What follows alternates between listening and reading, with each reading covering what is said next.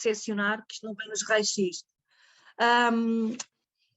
E, portanto, Quimbé, obrigada. Eu sei que conciliar tempos não é fácil e obrigada por vir partilhar e partilhar aquilo que é pessoal, que ainda é mais complexo. O Dr. Nuno Fernandes, que também já vem sendo aqui faz quase parte da equipa, porque estamos sempre a solicitá-lo para vir também partilhar connosco o seu conhecimento, mas também as suas vivências.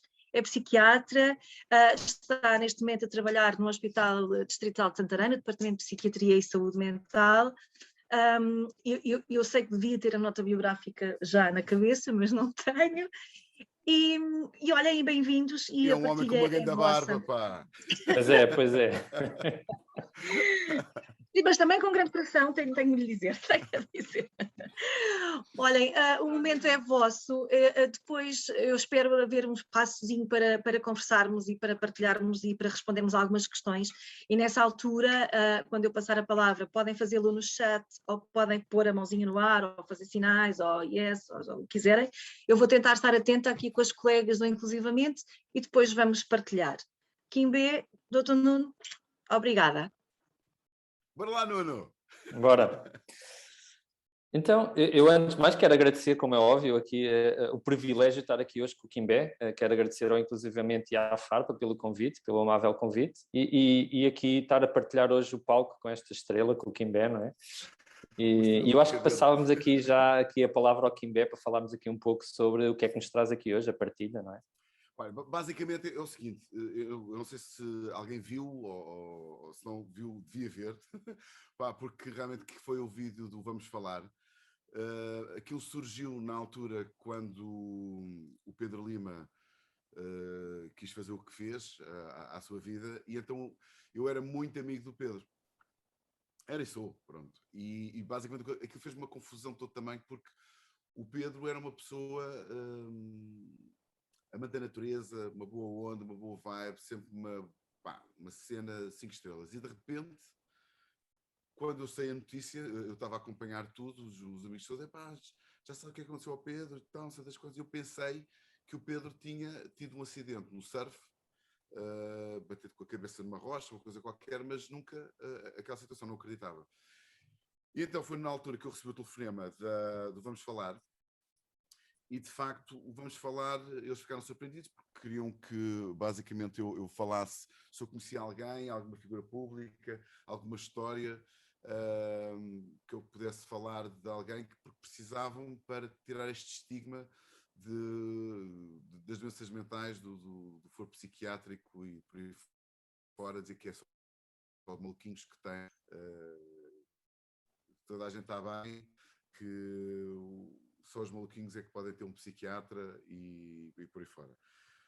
Foi basicamente nessa altura que, quando eles, foi uma feliz coincidência que eles ligam e eu disse, eu conheço uma pessoa que tem uma história de gira para contar e eu disse que era ir, os gajos passaram-se. E então, basicamente, o vídeo foi muito engraçado porque foi falar da minha experiência. Basicamente, eles deram-me 5 minutos, foi para estúdio e então... aqui foi tudo compilado, as emoções em 3, 4 minutos. E basicamente foi uma história que se passou comigo há 20 e tal anos, que estava a entrar mesmo num fosso de todo tamanho, não é?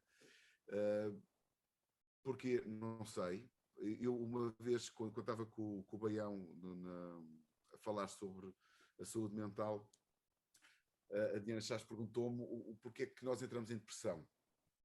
E eu respondi-lhe com uma pergunta que nunca deve ser feita assim, mas pronto, foi: porquê é que nós nos apaixonamos?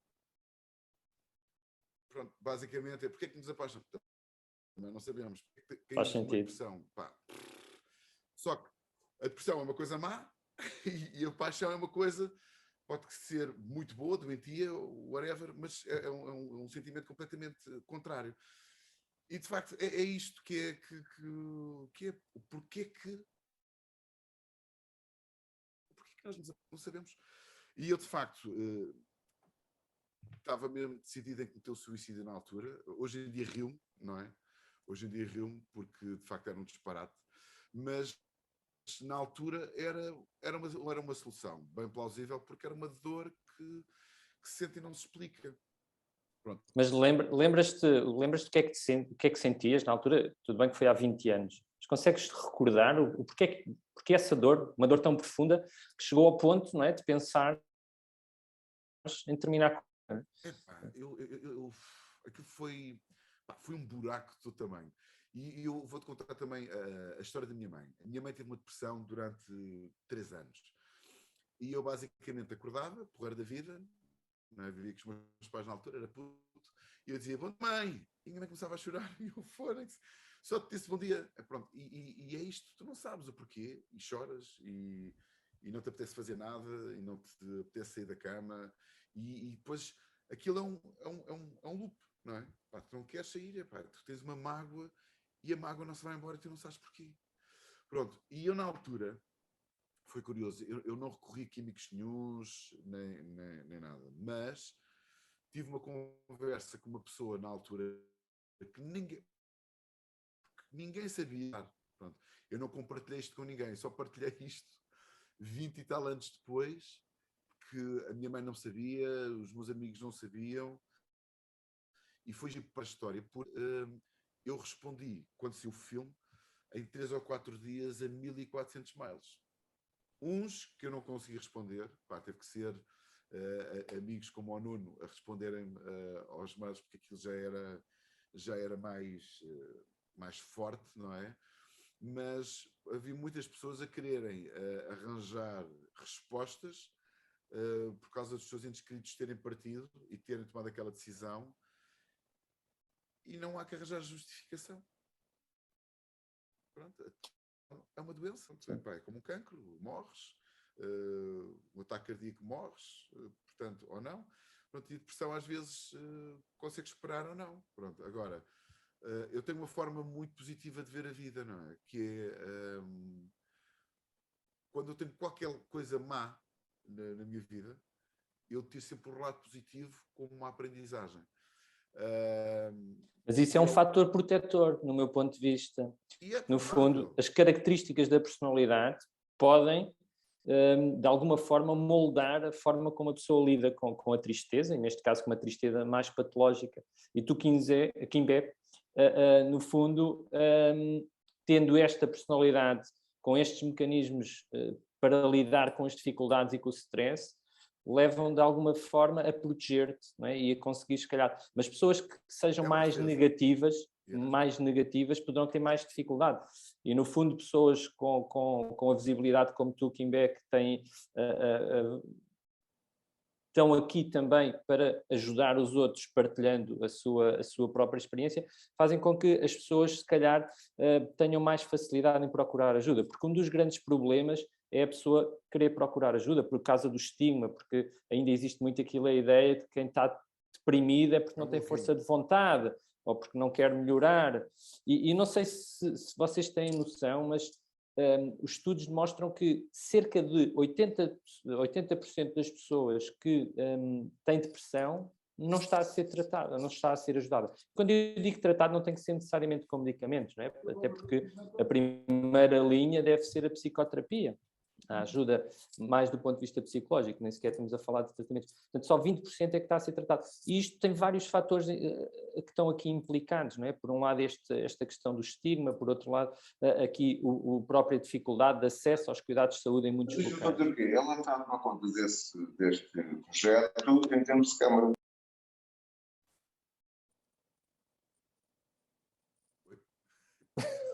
Pronto. Mas olha, mas sabes uma coisa gira com esta história? Na altura, quando eu faço o filme, eu deparo-me com uma coisa muito, muito engraçada. Que foi, houve muita gente depois a querer falar.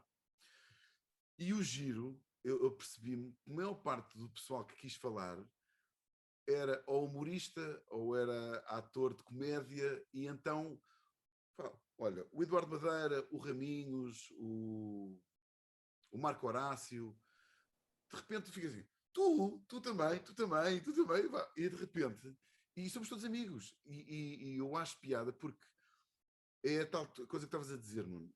A nossa defesa é fazer rir as outras pessoas e rir também. Podes estar na merda, mas ao fazer rir as outras pessoas, tu rires também, portanto, é uma forma que tu tens de estímulo e de autocuramento.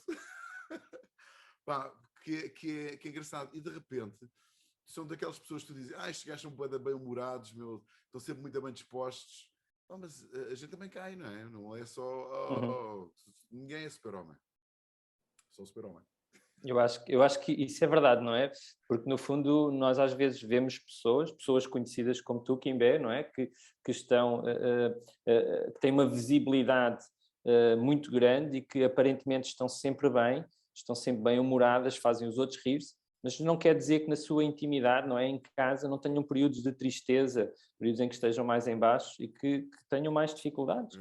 E, no fundo, isso passa com todos nós, não é? Porque às vezes olhamos para a pessoa que está ao nosso lado, que está no trabalho, que está no café, parece que está a rir, parece que está tudo bem, mas às vezes pode ser só a aparência. No fundo, lá atrás dessa aparência pode ter alguém que esteja com mais dificuldade em lidar com determinadas situações. Não, mas é engraçado tudo isto porque de repente tu te paras de situações e o despoltar disto tudo foi o Pedro Lima. De repente, pá, toda a gente a querer falar e eu acho que foi o timing certo, porque veio a pandemia, houve muita gente que entrou num loop que não conseguia sair de casa e que não estava habituado, portanto, as depressões aumentaram e haver a abertura nos canais, como por exemplo o Zoom e essas coisas, podemos falar uns com os outros.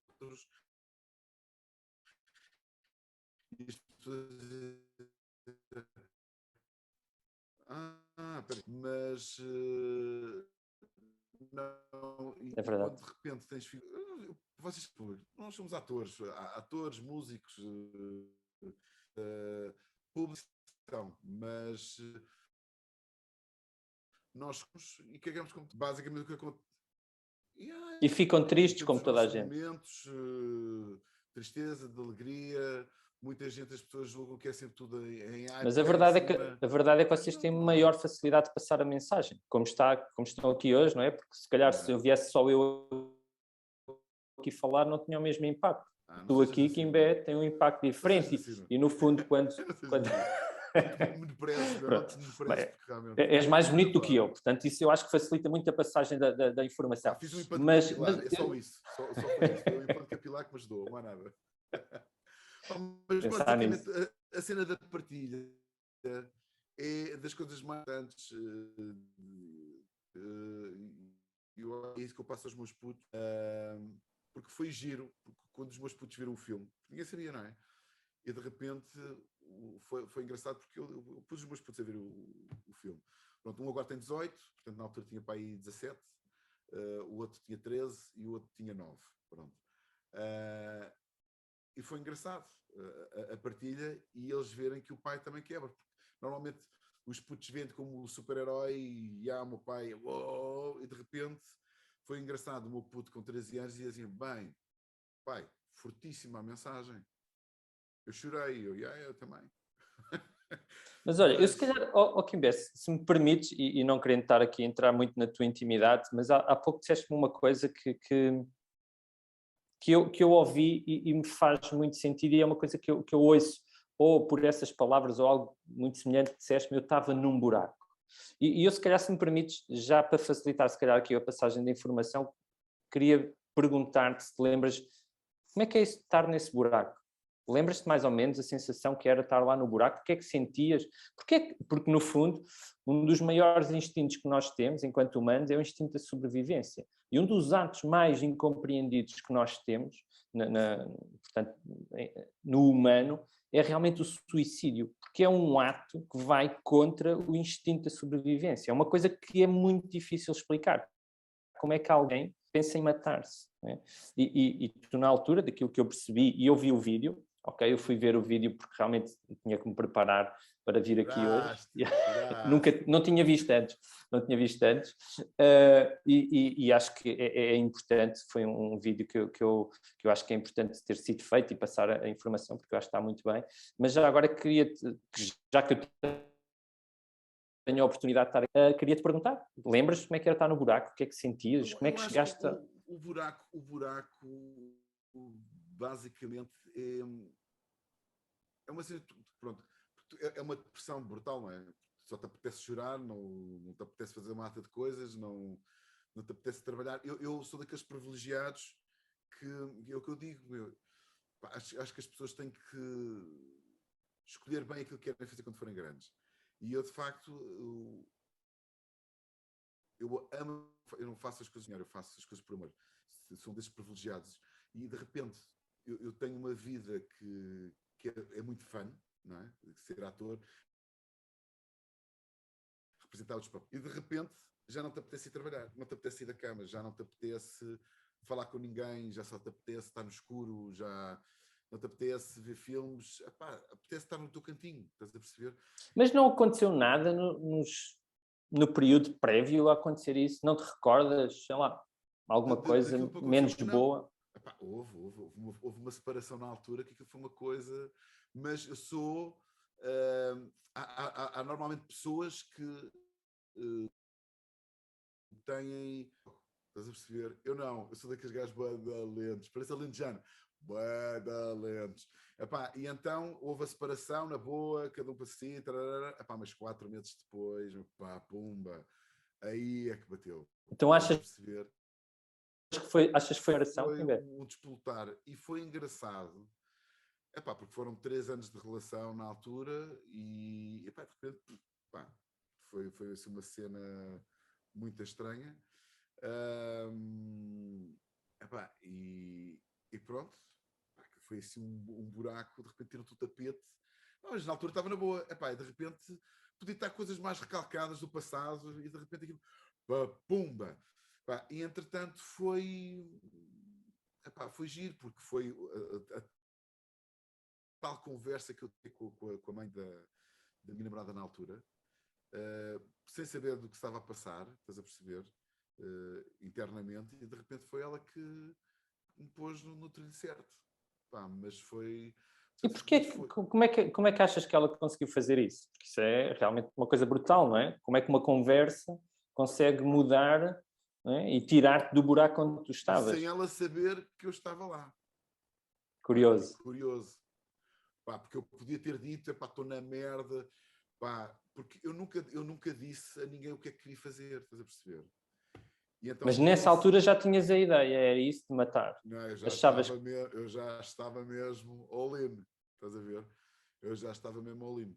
Pá, só que, entretanto, epá, aquela conversa, pá, foi engraçado. Ajudou a pôr-me no caminho. Pá, mas porque realmente desagradável. Porque todos nós temos períodos de tristeza, não é? E a tristeza não tem necessariamente um significado patológico. Se eu tenho uma perda, se existe algo que tem um impacto negativo na minha vida, que me dá uma emoção negativa, eu fico triste.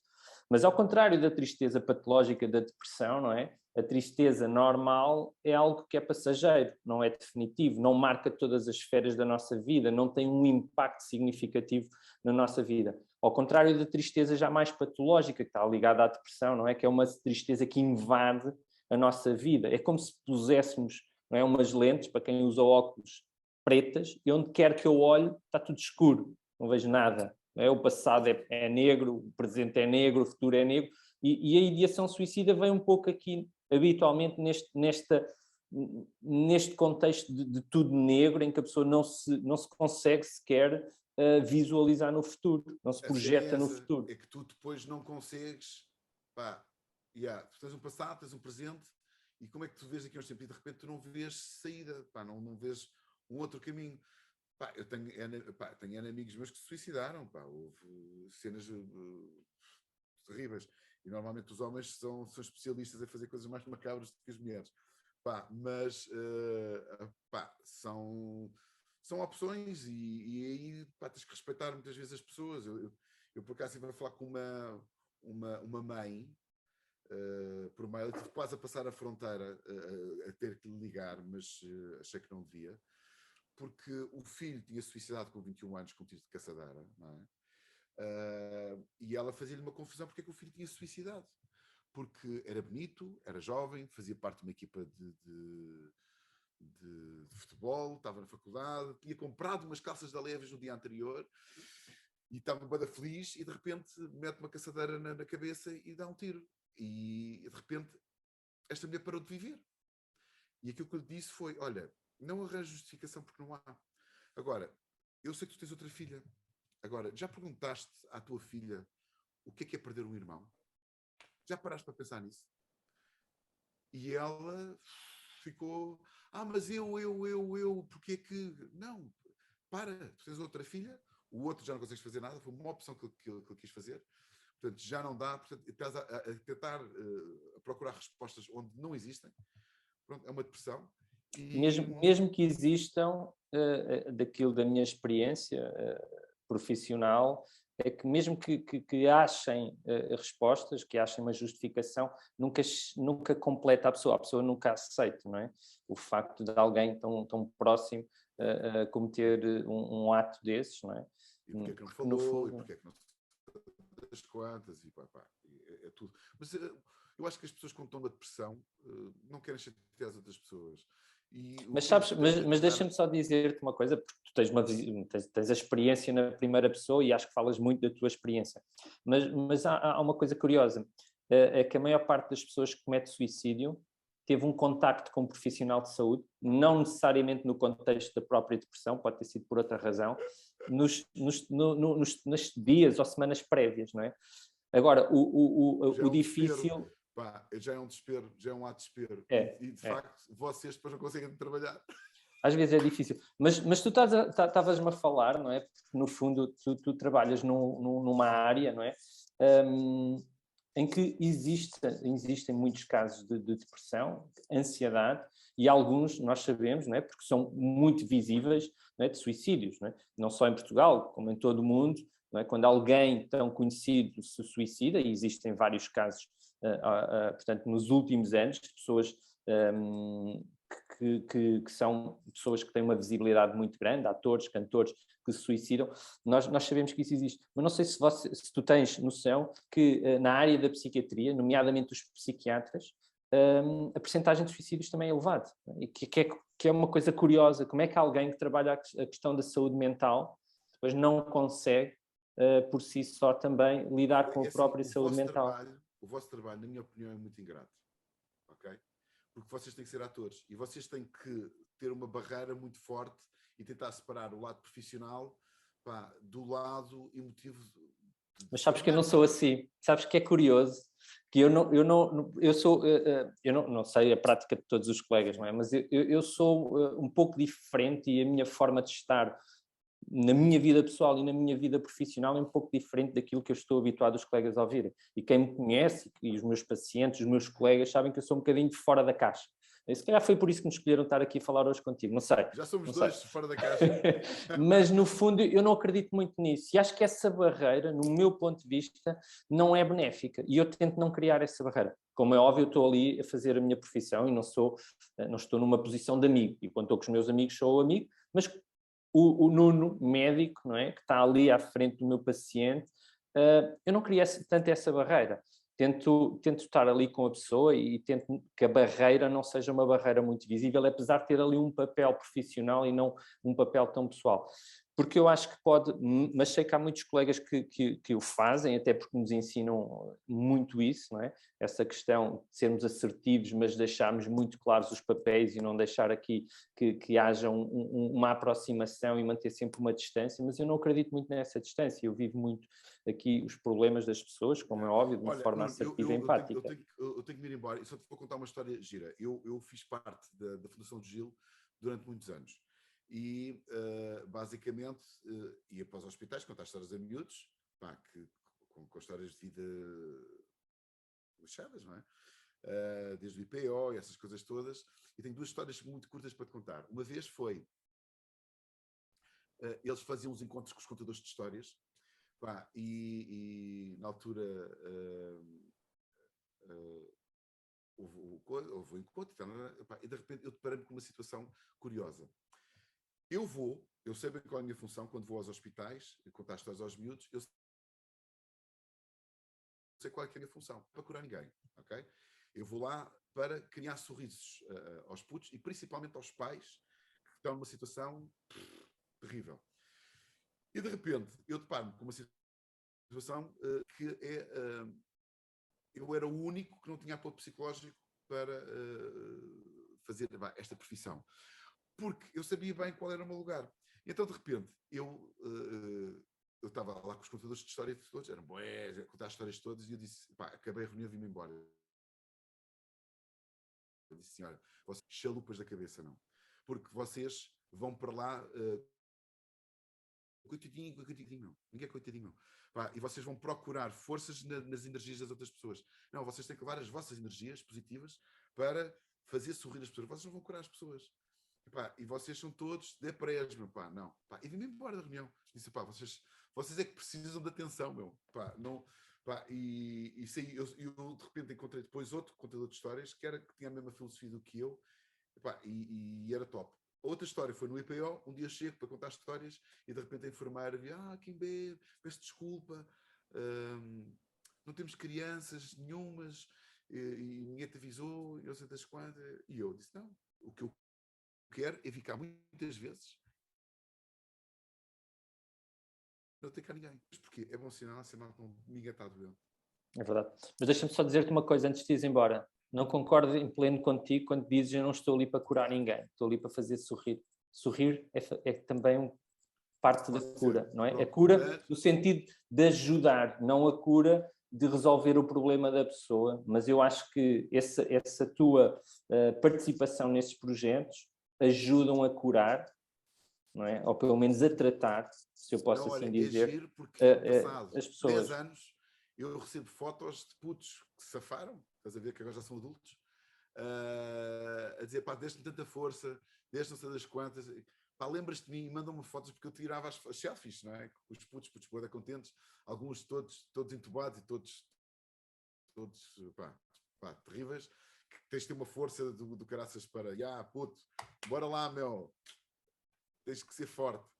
E é engraçado estas histórias de vencedores, anos mais tarde, compartilharem comigo e mandarem por mail e mandarem por Instagram. Eu acho isso muito curioso. Olha, mas acima de tudo tem que haver amor. E eu tenho que pirar, tenho que ir para o teatro. Já estou grande abraço, atrasadíssimo. Começa às 11 e estás a ver a que horas são. Olha, obrigado por este momento. Obrigado, se puderem vão ver o filme, partilhem o filme, porque realmente eu acho que é falar que a gente se entende, e a partilha é uma coisa extremamente fundamental. É necessário falar com as pessoas, mas fundamental é preciso encontrar a pessoa certa para nos ouvir. Sim. Isto é que é fundamental. Kimber, obrigada. Teremos certamente outras oportunidades para nos encontrarmos e até tocarmos, espero eu. Eu adoro, sou daqueles de agarrar e dar abraços. E um cafezinho, um chazinho, uma cerveja, um gin, o que quiserem.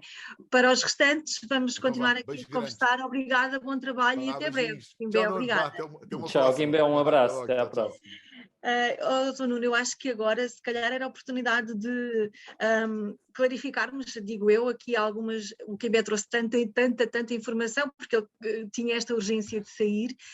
Eu se calhar dava-lhe aqui um bocadinho para tentar clarificar algumas coisas que possam ter surgido e depois abrirmos aqui a partilha. O que é que lhe parece? Okay. Parece-me bem.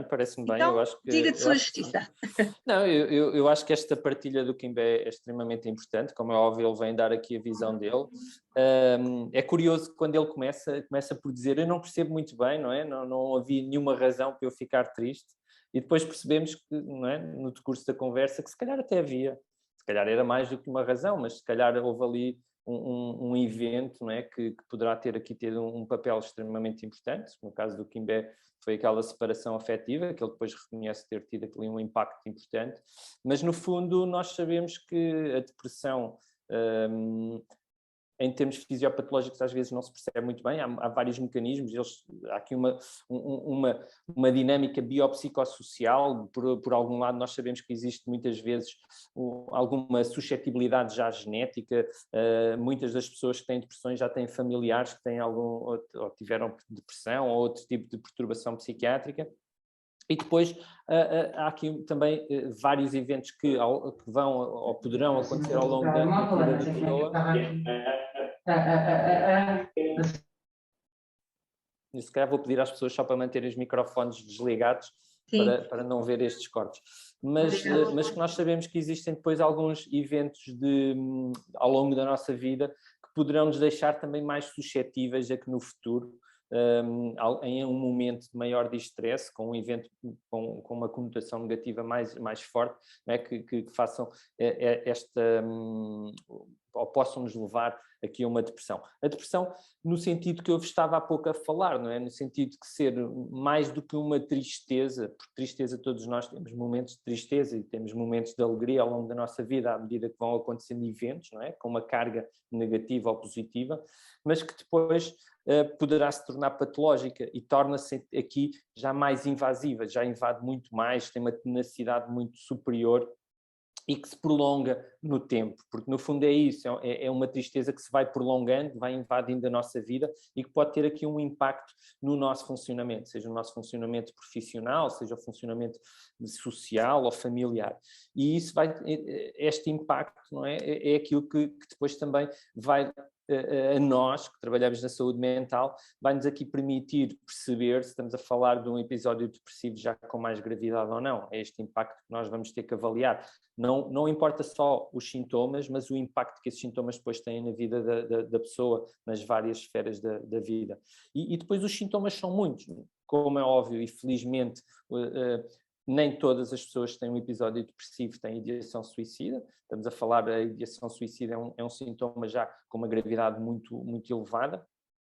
Não é só as pessoas que têm ideação suicida que nos devem preocupar, porque a verdade é que todos os outros sintomas podem causar o sofrimento, não é? A tristeza, a falta de prazer nas coisas que habitualmente a pessoa tinha prazer, a falta de energia, a própria ansiedade, muito comum também as alterações no sono, são sintomas que são muito comuns nos episódios depressivos e que às vezes se perpetuam no tempo e que no fundo o isolamento social é aquelas pessoas que só lhes apetece estar deitadas, não querem ouvir os outros, não têm paciência, irritam-se com mais facilidade, às vezes com alterações do apetite, seja ele com mais apetite que o habitual ou com diminuição do apetite até com algum emagrecimento.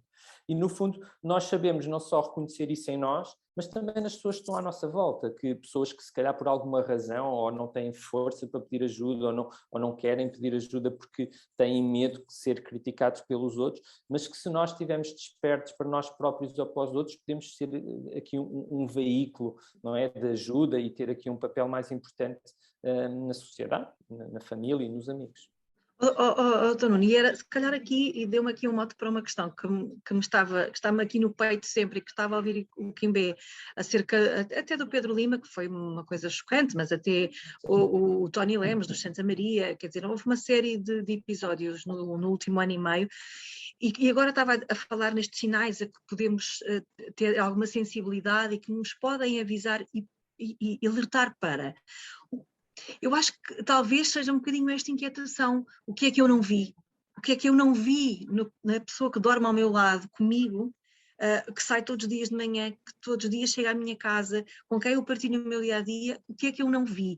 E mais do que porque é que o outro fez, se calhar é a falha que se sente que se teve. O que é que podemos tentar trabalhar em nós para estar tão atentos a esses pequenos sinais? Assim, eu acho que isso é uma pergunta que é muito difícil de responder, não é? Porque, no fundo, nós podemos fazer tudo e mesmo assim não ser suficiente.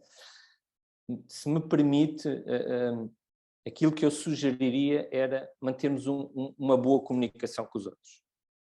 Diálogo.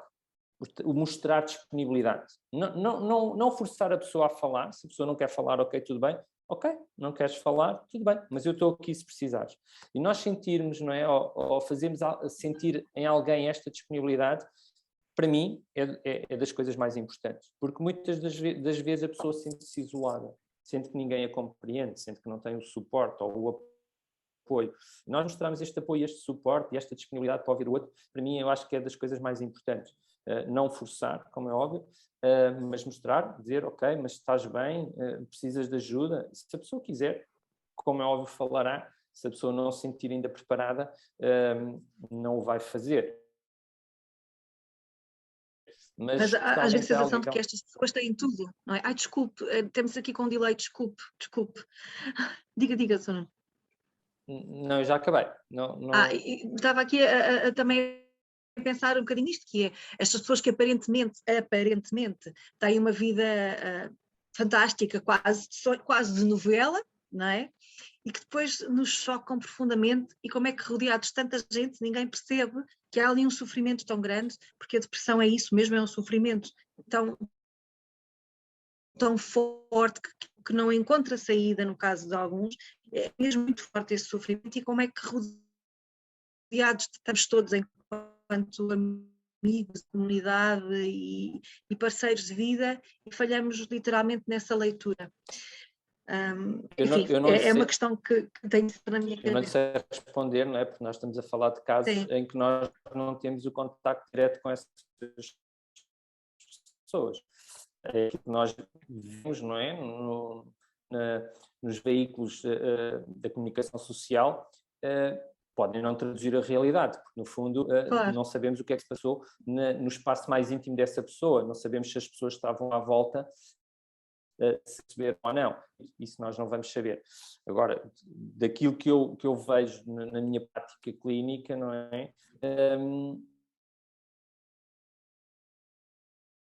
Muitas dessas pessoas em casa, funcionamento, não é? A pessoa deixa de fazer, tal como o Kimbé disse, não é? Não lhe apetece ir trabalhar, anda desmotivado, isola-se mais, portanto, tudo bem, se ele for trabalhar, não conseguimos ter esta percepção, mas se calhar as pessoas que estão mais próximas apercebem-se, e no fundo o nosso papel é mais importante nas pessoas que estão à nossa volta.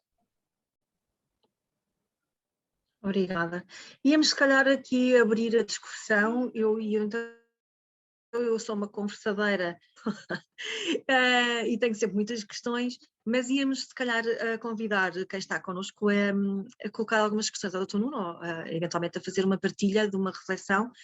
Estejam à vontade.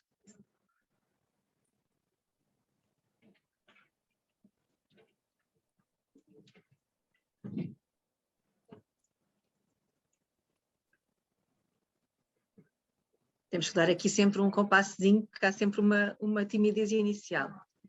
Bom dia. Bom dia, Mariana. Pronto, eu depois de ouvir o Kimbé, depois de ouvir o Dr. Nuno, de facto tudo isto me deixou a pensar, porque não querendo expor muito, mas a verdade é que também eu já passei por uma situação assim e ainda estou em processo de recuperação e de facto é a sensação que temos é que é como estar no meio de uma multidão, mas na verdade é como estarmos sozinhos. Nós podemos ter todo o apoio do mundo, que ainda assim vamos nos sentir sozinhos, vamos querer estar na cama, vamos querer estar no nosso canto. Vai haver aquela alteração do funcionamento, como falou o Dr. Nuno. É uma tristeza que se prolonga pelo tempo e que nos limita. Limita o nosso dia-a-dia, limita a nossa prática, limita as nossas relações com o outro.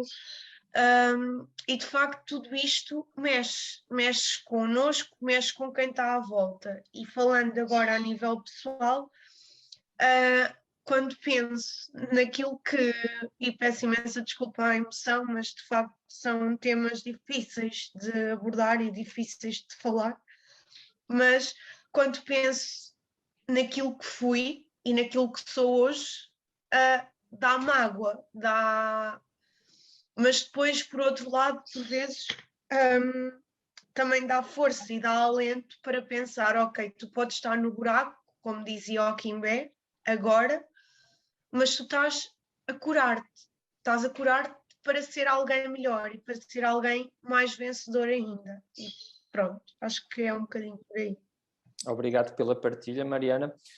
Eu percebo e faz-me sentido aquilo que está a dizer, mas no fundo, ok, o Kimbé daquilo do pouco que ele descreveu ou contou da situação dele, aparentemente ele não precisou de ajuda de um profissional de saúde, não fez qualquer tipo de tratamento, seja psicoterapêutico, seja tratamento farmacológico, não é? Com medicamentos, mas no fundo, em muitas das situações é preciso fazer algum tipo de tratamento, seja ele com psicoterapia, seja com psicoterapia e medicamentos, e aí está a grande questão, é a pessoa ter que pedir ajuda e ter que aceitar a ajuda. Como é óbvio, a maior parte das situações o tratamento não é para fazer a vida toda, para fazer num período que a pessoa recupera, e acho que existe ainda um grande estigma à volta da própria doença, mas também do próprio tratamento. Existem muitas informações menos corretas sobre os tratamentos e as pessoas acham que, não, isto é uma questão de força de vontade e eu vou ter que conseguir sozinha, mas às vezes não se consegue sozinho e às vezes precisamos da ajuda de alguém, de um profissional de saúde. Como é óbvio, o suporte dos amigos, da família, dos colegas de trabalho é extremamente importante e quem tem este tipo de suporte tem mais probabilidade de conseguir recuperar e recuperar mais depressa. Mas também em muitas das situações é preciso uma ajuda profissional e em muitas das situações é preciso fazer terapêutica, fazer medicamentos e não há qualquer problema em os fazer. E no fundo isso vem ajudar a que a pessoa recupere melhor, e, por outro lado, fazer com que a pessoa tenha menos probabilidade de, no futuro, ter um episódio semelhante. Porque nós sabemos que quem tem um episódio depressivo tem uma maior probabilidade de voltar a tê-lo do que quem nunca o teve. E portanto, eu acho que é muito, muito importante nós sabermos isto, sabemos reconhecer e temos a capacidade e pedir ajuda e aceitá-la. Liliana, posso? Com certeza, doutora Ana. Liliana, obrigada. Não encontro a mãozinha, mas eu gostava de Bem, perguntar, a Liliana já pôs questões muito pertinentes que eu tinha pensado pôr, mas também gostava de saber, face ao que o Kimbé disse, por exemplo, àquela mãe que o filho tinha sua idade, não pergunto nada, não há compreensão, não há respostas, não há nada. Mas como é que nós podíamos, a pessoa a quem, uma mãe, então, nunca me aconteceu nada e penso estar longe disto, mas deve sentir, com a certeza, além do desgosto imenso, o questionar-me como é que eu não vi. E sentir culpa dessa situação. Como é que podemos ajudar estas pessoas também? Assim, eu acho que nós não devemos generalizar, como é óbvio, acredito que sim, que hajam pessoas que estejam ou sintam aquilo que acabou de escrever, não sei se toda a gente o sente, como é óbvio, mas acredito que seja provável que sim. Aqui a ajuda se calhar não pode ser só nossa, se calhar tem que ser uma ajuda mais de alguém profissional que esteja habituado a lidar com estas situações. A morte de alguém próximo é sempre um evento difícil de lidar, é um evento negativo porque nós não estamos preparados para a morte. Culturalmente nós não nos preparamos para isso. O suicídio é uma morte completamente diferente. Quando é um suicídio de alguém muito próximo, não é? É difícil compreender e o impacto que isso poderá ter em nós provavelmente é muito maior. E daí eu acho que se calhar é difícil alguém que não tenha formação, que não esteja capacitado em termos profissionais para o fazer, de ter ou de conseguir fazer uma ajuda eficaz nesta pessoa. Não quer dizer que não possa ajudar e deve ajudar, não é? Não devemos estar a desvalorizar. Ninguém consegue compreender e aquilo que disse é verdade. Eu acho que nós não conseguimos compreender o que é que uma pessoa que passa por uma situação destas sente. Eu costumo muitas vezes dizer, não é? Quando tenho pacientes à minha frente e que me estão a relatar algo que eu nunca vivenciei, eu digo, eu compreendo, não é? Compreendo, mas eu não entendo porque nunca o vivi. E uma situação dessas, como é óbvio, eu não posso dizer que sei o que é que a pessoa sente. Eu nunca o vivi e acho que deve ser algo muito difícil de lidar. Aqui a ajuda, continuo-lhe a dizer, é mostrarmos disponibilidade para ouvir. Eu acho que muitas vezes a ajuda passa-se por ouvir. A nossa natureza é de nós queremos dizer algo à outra pessoa, mas às vezes não é preciso, não é aquilo que aquela pessoa mais precisa das nossas palavras, porque às vezes as nossas palavras até poderão não ser de alguma forma bem entendidas pelo outro, podem ser vistas por uma desvalorização ou por uma incompreensão. Às vezes aquilo que a pessoa precisa. E a capacidade de ouvir de uma forma empática é algo que nós não temos naturalmente, é algo que se tem que treinar, porque nós temos muita dificuldade em ouvir apenas. E depois é mostrar disponibilidade para ajudar da forma como a pessoa acha que precisa de ser ajudada. Mas eu diria que numa situação dessas, provavelmente a pessoa precisa de um tipo de ajuda diferente. E eu acho que até... Eu sou muito defensivo da psicoterapia. Serem adequadas à pessoa que... Porque eu acho que é muito importante fazer psicoterapia, principalmente por alguém que passa por situações como as que nós estamos a falar aqui hoje. E no fundo, eu acho que uma pessoa que passa por um evento da morte por suicídio de um filho é provável que precise de ajuda, né? Uma ajuda mais estruturada. Obrigada.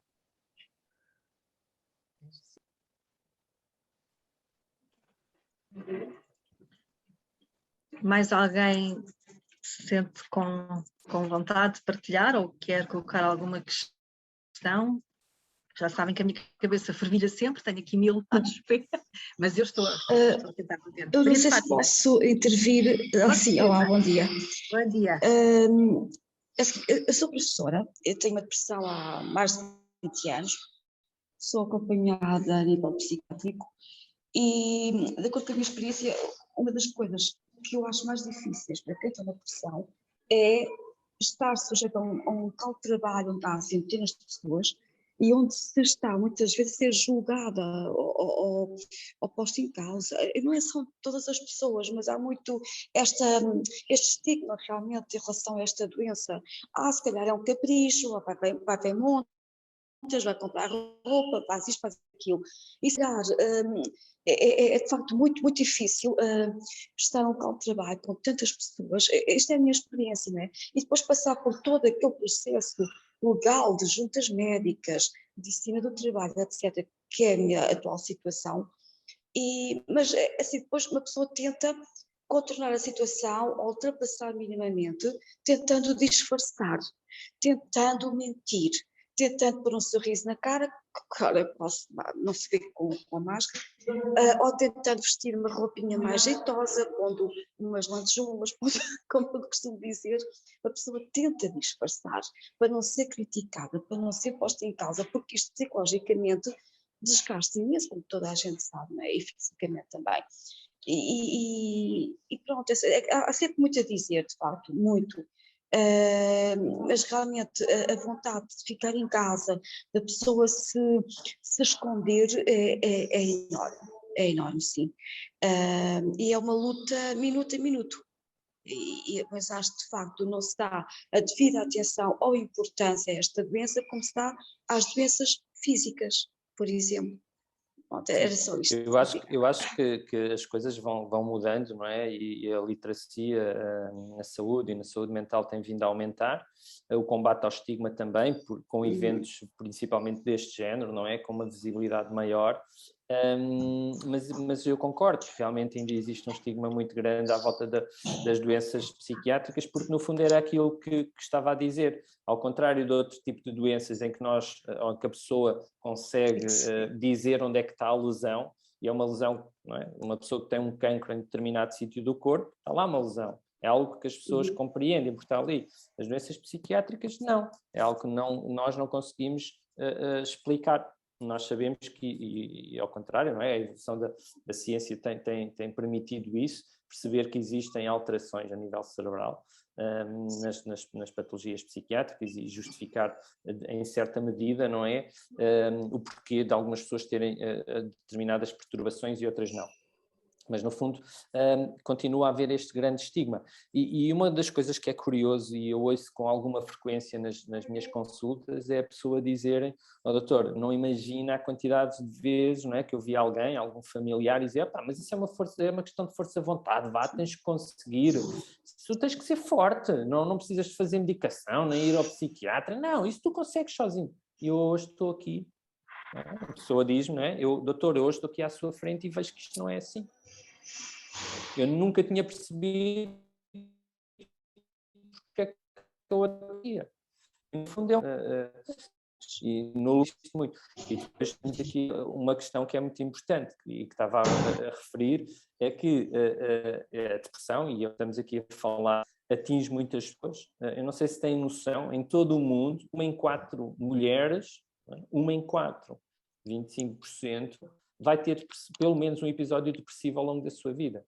Mais de 300 milhões de pessoas em todo o mundo têm depressão. É o que se estima, o que a OMS estima. Isto tem um impacto económico brutal, porque no fundo estamos aqui a falar não só custos diretos com o tratamento, com internamentos, com medicação, mas também indiretos, não é? Pelo impacto que tem no funcionamento desta pessoa, muitas vezes com necessidade, não é? de uma baixa médica, ou mesmo não havendo uma baixa médica, a produtividade diminui. E eu percebo que nós não devemos entender a saúde do ponto de vista económico, mas também temos que pensar do ponto de vista económico. E isto tem que ser, no meu ponto de vista, também um fator para haver maior investimento na saúde mental. Porque, no fundo, estamos a falar de doenças que, se tivessem alguma prevenção e uma detecção mais precoce e um tratamento mais precoce, iríamos também diminuir este impacto funcional que tem repercussões em todos nós do ponto de vista económico. E eu acho que, já que dos outros pontos de vista não tem sido uma força suficiente para que aumente o investimento, não é, nesta área, pelo menos os nossos... a classe política devia ver, deste ponto de vista económico também, que se investisse mais, se calhar haveria um retorno maior, ou pelo menos se iria prevenir estes gastos. Posso só dizer uma coisa muito curtinha, de um seminário onde eu tive agora, cuja população-alvo eram jovens. Então um colega seu da Tona me dizia, a propósito do não se valorizar a doença mental, ele dizia, realmente quando a pessoa está muito triste, diz, anda, tu consegues, etc., essa história, e depois dizia assim, mas se tivesse alguém com ataque de asma, ninguém chegava lá e dizia assim, opá, respira, e portanto achei que tinha muito evidente este contraste, só queria partilhar esta graça. Obrigada. Ainda temos aqui mais um bocadinho para partilhas, se ainda houver mais questões.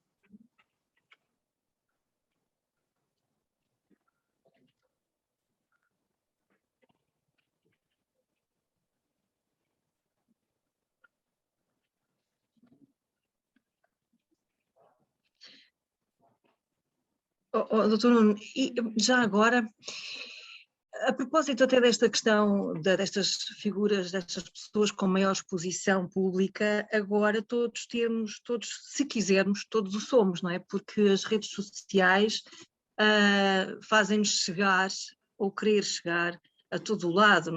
As pessoas fotografam absolutamente tudo e partilham absolutamente tudo, desde aquilo que estão a comer, ao que vão, às viagens que fazem, ao look da semana, enfim. E sabemos bem que sim. Esta ideia de vidas maravilhosas, porque as pessoas só partilham obviamente o positivo, não é? E as fotografias podem ter 20 anos, podem ser datadas, mas as viagens é como se fossem agora. Esta exposição do que se faz, do estar sempre a fazer coisas, do estar sempre a participar socialmente, quase que de existir socialmente pela esta partilha, pode também aqui condicionar pessoas com maior fragilidade e propensão e sentirem que a minha vida não é aquilo, eu não sou capaz, eu não faço tantas coisas. E eu não estou a falar só dos jovens, eu penso que tenho uma pessoa em casa, a minha mãe está já aposentada há muito tempo por invalidez, a janela dela em tantos internamentos foram as redes sociais, e ela às vezes diz-me, já viste, não sei quantas foi ali, foi acolá, e eu, olha, tenho que ir para a hemodiálise, dia sim, dia não posso ir. E eu digo-lhe, mãe, mas isso é o que a pessoa põe, não é o que a pessoa é. Mas acha que isto, não sei, da sua prática e da sua experiência, isto tem chegado até vós, este impacto? Sim, em alguns casos terá sempre algum impacto, não é? Como é óbvio, a imagem que as outras pessoas passam, sejam ou não pessoas com uma grande visibilidade do ponto de vista social, não é? Mas também aquilo que estava-me a dizer, pode ser o vizinho do lado. Como é óbvio, essa imagem tem sempre um impacto, ou poderá ter um impacto em nós, e pode ser um impacto negativo por nós acharmos que aquela pessoa consegue e nós não conseguimos. Mesmo esta questão e um dos mecanismos de luta contra o estigma tem a ver com esta questão da partilha das figuras públicas. E a busca da informação nos canais ligados à internet, não é? Seja as redes sociais, seja outro tipo de canais, pode ser positivo, mas também pode ser menos bom, não é? Porque no fundo, se não houver aqui algum cuidado em perceber se aquela informação é fidedigna ou não, ou se pode ser passado, porque no fundo na internet há de tudo. E mesmo esta questão das entrevistas, pessoas, figuras públicas que vêm partilhar as suas experiências, não é? Poderá ser muito positivo, mas também poderá ter algumas informações não ser assim tão corretas, e isso poder de alguma forma ter algum prejuízo, algum impacto menos positivo em quem está a ouvir. Portanto, eu acho que nós temos de ter sempre aqui alguma capacidade crítica e eu acho que em caso de dúvida devemos sempre procurar um profissional de saúde, seja ele qual for, não é? Quer nos cuidados de saúde primários, quer já a nível mais diferenciado nos cuidados de saúde hospitalares, para esclarecer qualquer dúvida que se tenha, porque eu acho que é muito importante estes canais que fazem chegar a informação a muitas pessoas de uma forma muito rápida, mas tem que ter sempre alguma capacidade crítica no tipo, quando estamos a ter informação por este meio. E por isso temos sempre aqui o apoio de profissionais de saúde para caminharem e filtrarem, no fundo, a informação, porque quem vive também na primeira pessoa, muitas vezes, partilha com a emoção e temos que gestirá-la, não é? E dar-lhe a razão e filtrar aquilo que realmente importa. E é nesse sentido que eu volto a pôr a palavra nos nossos colegas desta manhã, que estão aqui na partilha, para tentarem filtrar mais alguma informação que achem que faça sentido.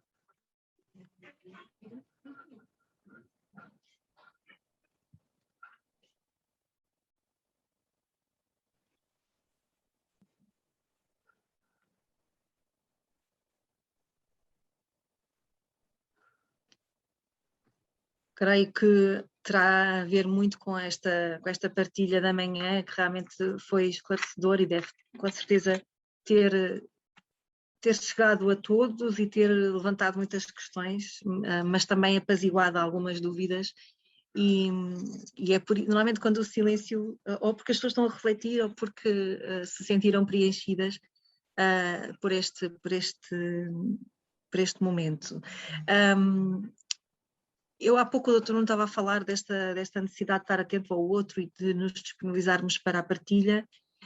Eu tenho é um dos livros preferidos do meu filho, que é o Coelho que Sabia Ouvir, e que resumidamente conta a história de um miúdo que está a fazer uma construção de blocos e vem um bando de pássaros e derruba a sua construção de blocos. E ele fica petrificado com aquilo que lhe aconteceu e sem grande reação, e um a um os animais vão chegando ao pé dele e perguntam-lhe se ele quer chorar, se ele quer gritar, se ele quer estragar a brincadeira de alguém, a avestruz pergunta se ele quer esconder e esquecer que aquilo aconteceu, o elefante diz que vai conseguir porque se lembra de tudo como estava feito, e aquela criança nunca disse nada, até que o coelho se aproxima dele, encosta-se a ele e ficou ali, encostado. E então a criança começou a dizer que estava triste, gritou, chorou, zangou-se. E depois, no fim daquele tempo todo em que estiveram encostados um ao outro e o coelho nunca disse nada, ele levantou-se e disse: vou fazer tudo de novo e vai ser ainda maior. Isto é um resumozinho da história, é uma das histórias que o João mais gosta, e de facto esta chávena de chá que aqui me chegou a mim e à minha equipa, porque a Cremilde sabia que estávamos de porta aberta e estávamos com frio, este aconchego que nos chega faz sempre a diferença na nossa vida, e eu creio que de tudo isto, que quer o Quimbé, quer a Maria de Fátima, quer a Mariana, quer o Dr. Nuno e outros que estão connosco que não partilharam, mas certamente têm uma partilha com eles próprios, nos trouxeram, se resume àquilo que o Quimbé também nos deixou, que é o amor, que é o olhar para o outro, e que o Dr. Nuno também tem na sua prática e na sua vida, e que eu também já tive a possibilidade de partilhar e de experimentar, que é o estar atento ao outro, o ver o outro como uma pessoa, e não um número, e não uma patologia. É alguém que está em sofrimento naquele momento e que precisa de nós, como amanhã nós precisaremos de ir ao dentista se tivermos uma dor de dentes. E, portanto, este aconchego que nos vai chegando, saibamos todos fazê-lo chegar ao outro na melhor altura. E muito obrigada a todos por este momento, por mais esta manhã, e que seja mais um passo no desmistificar destas questões ligadas às patologias que não se veem, mas sentem-se de que maneira. Doutor Nuno, muito obrigada pela sua disponibilidade, pela sua generosidade e por ser quem é. Obrigada, doutor Nuno, e obrigada a todos. Obrigado eu mais uma vez ao convite e à oportunidade de estar aqui hoje convosco, que para mim são sempre momentos muito importantes. Obrigada, e até breve a todos.